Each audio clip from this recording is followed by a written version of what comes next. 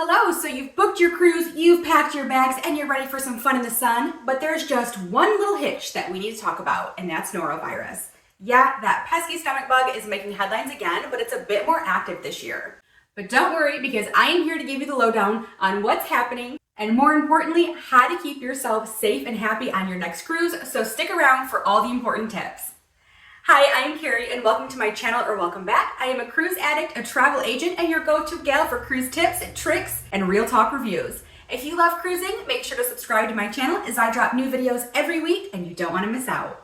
Okay, let's dive into what the situation is. As of early May 2025, there have been 16 reported cases of gastrointestinal issues on cruise ships, which is nearing last year's total of 18. A new strain of norovirus is responsible for nearly 80% of over 2,400 outbreaks since August. Now, this new strain is new to many people's immune systems, which is why it is spreading a lot easier. According to some recent online sources, here are a few of the recent outbreaks. On Cunard's Queen Mary 2, approximately 200 passengers and 17 crew members fell ill with norovirus. Then on Princess Cruises Coral Princess, about 69 passengers and 13 crew members fell ill. And on Holland America's MS Rotterdam, about 89 passengers and 4 crew members fell ill with norovirus. While these numbers might sound alarming, it's important to know that the CDC estimates that less than 1% of U.S. norovirus cases occur on cruise ships each year. Most of the outbreaks actually occur in places like schools and nursing homes.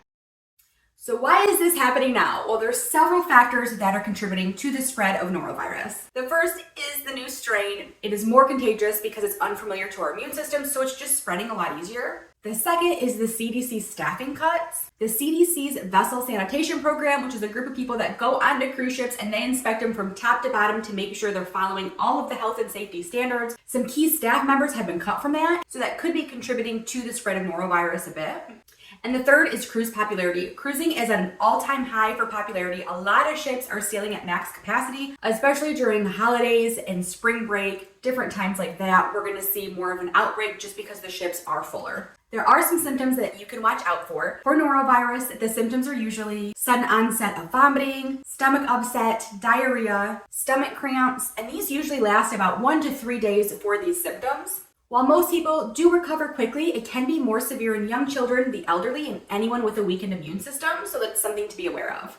Now let's talk about prevention, because it's really important, because we all still want to cruise, right? There's always a chance of getting some kind of illness on a cruise or pretty much anywhere that you go, but there are things that you can do to help you stay safe while you cruise. Number one is to wash your hands frequently. This has been proven to be more effective than just using hand sanitizer. You want to use soap and water. Make sure that you're washing your hands long enough. To help with that, it has been recommended that you rub the soap in your hands while you're singing Happy Birthday to make sure that you're sanitizing long enough. Number two, avoid touching your face, especially around your eyes, your nose, and your mouth. Number three, be cautious at buffets.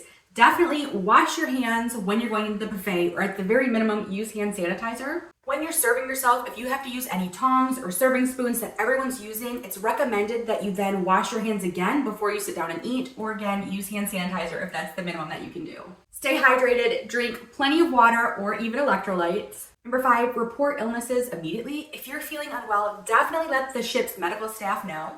And number six is obvious. Avoid contact with sick individuals. So if you see someone and they look unwell, definitely keep your distance. If you start feeling sick, there's definitely things that you can do while you're on board. And the first one is going to be to isolate yourself in your cabin. I know no one wants to isolate themselves while they're on the cruise ship, but it's really important that you do that in order to prevent the spread even further to other passengers. Relax in your cabin, order room service, watch some movies, and really enjoy the sound of the waves. Inform the medical staff on board. They can provide guidance and medical care to you. And then follow the ship's protocols. They're going to have a whole cleaning, sanitation thing in place too once they find out that anyone on board is ill with norovirus. So it is important not just to let them know, but then follow all of the protocols that they have in place as well. Remember, it is really important to stay isolated in your cabin until you're symptom-free. This can be up to 48 hours after you're symptom-free, but of course, each ship is going to let you know specifically what their guidelines are. While the recent increase in norovirus is definitely concerning, being informed and helping to prevent the spread and taking safety precautions is definitely going to help you reduce your risk of exposure. Cruises are still a great way to travel, so with a bit of vigilance, you can still have a fantastic cruise. Stay safe, stay healthy, and happy cruising. I hope this helps. I'll catch you on the next cruise.